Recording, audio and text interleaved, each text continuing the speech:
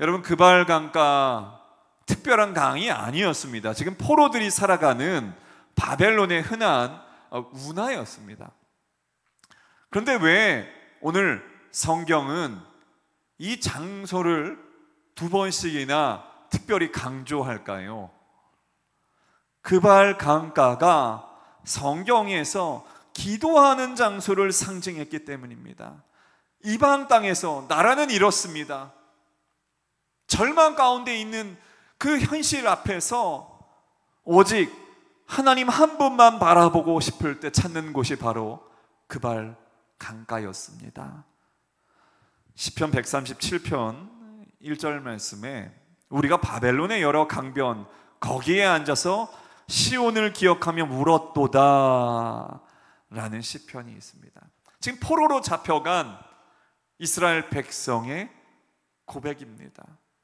지금 에스겔은 자신의 절망적인 고민들, 갈등을 가지고 하나님 앞으로 나아가 기도한 것입니다. 이것이 에스겔이 우리에게 주는 가장 중요한 교훈입니다. 여러분, 갈등이 있습니까? 고민이 있습니까?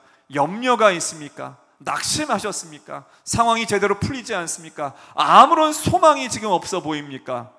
여러분, 모든 문제를 짊어지고 여러분의 그발 강가로 나아가야 합니다.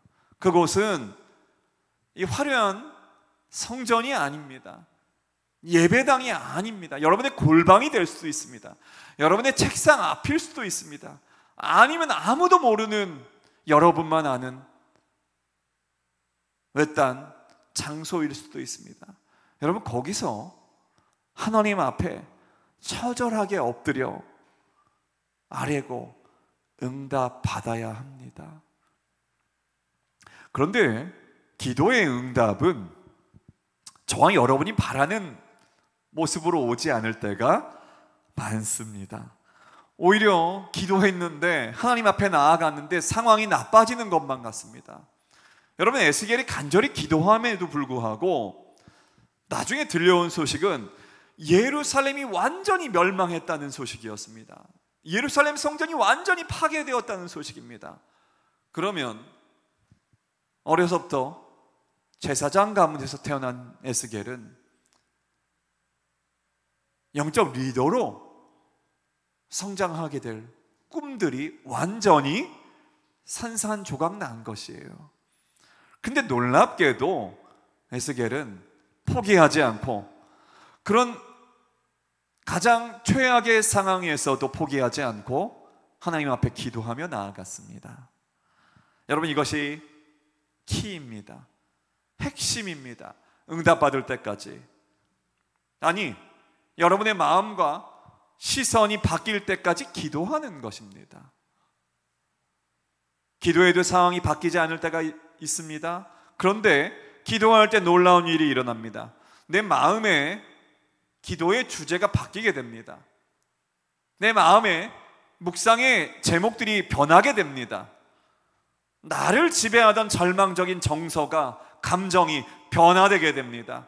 비관적이고 부정적이었던 시선이 기도하며 나아갈 때 소망이 가득한 시선으로 바뀌어지게 됩니다. 언제까지 기도해야 된다고요? 저와 여러분의 정서와 저와 여러분의 생각과 저와 여러분의 시선이 변화될 때까지 계속 기도하는 것입니다. 여러분, 우리가 몸부림치며 포기하지 않는 한 성령님께서 역사하십니다. 여러분, 반드시 기억하기 원합니다. 기도는 성령님께서 역사할 시간을 내어드리는 것입니다. 우리가 기도할 때 하나님이 역사하십니다. 우리가 포기하지 않을 때 하나님께서는 계획을 가지고 계시고 그 계획을 실행하시는 분이십니다. 그래서 우리가 이제 이번 주부터 에스겔서를 새벽 기도 시간에 나눌 것입니다. 여러분, 특별히 에스겔서는 성령에 관한 책입니다. 구약에 루하으라는 단어가 바로 이제 성령이라는 단어입니다. 바람이라는 단어이기도 하고 호흡이라는 단어이기도 합니다. 생기야 불어와라 할 때의 그 생기도 루하입니다. 이 단어가 에스겔서에서만 50번 이상 사용됩니다. 여러분, 에스겔은 성령을 경험한 사람입니다. 여러분, 성령을 경험한다는 것은 무엇일까요? 저와 여러분의 마음이 바뀌는 것입니다. 성령을 체험한 사람은 이제 절망으로 가득했던 마음이 새로운 기쁨과 소망으로 가득하게 된다는 것입니다. 에스겔에게 온 응답을 몇 가지 살펴보기 원합니다. 에스겔은 왜 하나님의 선민이 이방인에게 멸망당할 수 있을까요? 이렇게 왜라는 질문들을 던졌을 때에 하나님께서는 이렇게 응답하십니다. 너희가 당한 수치를 내가 반드시 갚아줄 것이다. 에스겔서 36장 7절 말씀에요. 그러므로 내가 직접 내 손을 들고 맹세하였다. 진실로 너희의 사방에 있는 이방 민족들이 스스로 수치를 당하게 될 것이다. 왜? 어째서라는 과거형 질문 앞에 하나님은 그래서 내가 이렇게 할 것이다 라는 미래형 결론을 주십니다. 과거의 상처를 갇히지 말고, 과거의 아픔에 갇히지 말고 하나님의 주권 아래에 있는 미래를 바라보라는 것입니다. 과거에 사로잡힌 사람들이 너무나 많습니다. 상처와 아픔 가운데. 왜냐하면 그것이 변명이 되기 때문입니다. 그런데 하나님은 하나님의 성령이 임할 때에 저와 여러분을 하나님의 주권 아래 미래로 나아가게 하십니다. 미래를 보라는 것입니다. 과연 우리에게, 이 민족에게 소망이 있는가라는 질문을 던졌을 때에 하나님은 마른 뼈의 환상으로 대답하셨습니다. 에스겔서 37장입니다. 생기가 그들에게 들어가매 그들이 곧 살아나서 일어나 서는데 극히 큰 군대더라. 여러분, 소망이 없음을 상징하는 마른 뼈가 있습니다. 물론 이 에스겔서에서는 이스라엘 민족을 의미하지만 그 소망 없는 마른 뼈와 같은 이 민족에게 루하의 생기가 들어가자 그들이 살아납니다. 죽음과 같던 백성이 살아납니다. 이제 사단의 세력을 멸하는 하나님의 군대가 되는 것입니다. 여전히 하나님이 우리와 함께 하시는가라는 질문을 던졌을 때에 하나님은 새로운 성전과 놀라운 생수의 환상으로 응답하십니다. 이것은 에스겔서 47장에 기록되어 있습니다. 성전 문지방 밑에서 물이 솟아나더니 점점 커져 건널 수 없는 생수의 강이 되어 세상을 향해서 퍼져나가는 장면이 에스겔서 47장에 기록되어 있습니다. 여러분, 이 강은 예수 그리스도를 통해서 우리에게 흘러나오는 성령의 생명을 뜻합니다. 예수님께서 요한복음 7장에서 명절 끝날 소리쳐 외친 장면이 있습니다. 누구든지 목마르거든 내게로 와서 마셔라. 생수의 강이 내 배에서 흘러나오리라 라고 말씀하셨던 그 바로 예언의 성취가 오늘 저 여러분에게 주어졌습니다. 그리고 에스겔서 48장에 보면 그날 후로는 그 성읍의 이름을 여호와 삼마라 하리라. 여호와 삼마라라고 부르라고 명령하십니다. 하나님께서 그곳에 계신다는 뜻입니다.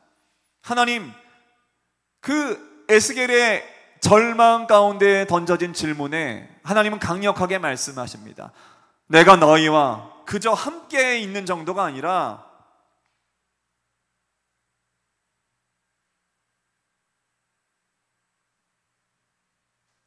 나의 역사를 통해서 세상을 구원하고 그 구원의 역사가 너희와 언제나 함께할 것이다 라는 것입니다. 여러분, 에스겔은 질문이 바뀌어 이제 새로운 깨달음이 오게 되었습니다. 이제 갈등이 변하여 꿈과 비전이 됩니다. 의심이 바뀌어 확신과 삶의 방향이 되었습니다. 여러분, 이것이 바로 그발 강가의 기도가 만들어낸 기적입니다. 여러분, 아무 고민이 없는 신앙은 신앙이 아닙니다. 여러분, 고민 없이 그냥 일주일에 예배 나오고, 그리고 일주일 동안 정신없이 살고, 습관적으로 그냥 예배 나와서 말씀을 듣고, 한번 생각해 보아야 됩니다. 내가 지금 제대로 가고 있는지, 내가 하나님의 뜻대로 살기 위해서 몸부림치고 있는지. 여러분, 그러한 사람들에게 고민은 필연적인 것입니다. 그런데 고민만 하는 신앙은 더더욱 신앙이 아닐 수 있어요. 이거 어떻게 해야 되나, 저건 어떻게 해야 되나 하며 제자리 걸음하는 것이 신앙이 아니에요. 여러분, 한번 따라해 보기 원합니다. 신앙의 핵심은 행동하는 것입니다. 여러분, 행동은 바꿔 말해서 순종하는 것입니다. 하나님의 말씀에 순종할 때에 우리가 움직이는 것입니다. 진짜 신앙은 어떻게 하나님의 뜻대로 살 것인가를 고민하며 현실과 믿음 사이의 괴리를 들고서 하나님 앞에 나아가 기도하고 직접 순종함으로 믿음을 나타내는 것입니다. 그래서 여러분의 고민이 있습니까? 여러분이 지금 갈등을 경험하고 있습니까? 여러분의 그발 강가로 나아가시기 바랍니다. 여러분, 그것은 장소가 아닙니다. 하나님께 여러분의 마음을 드리는 바로 그 시간입니다.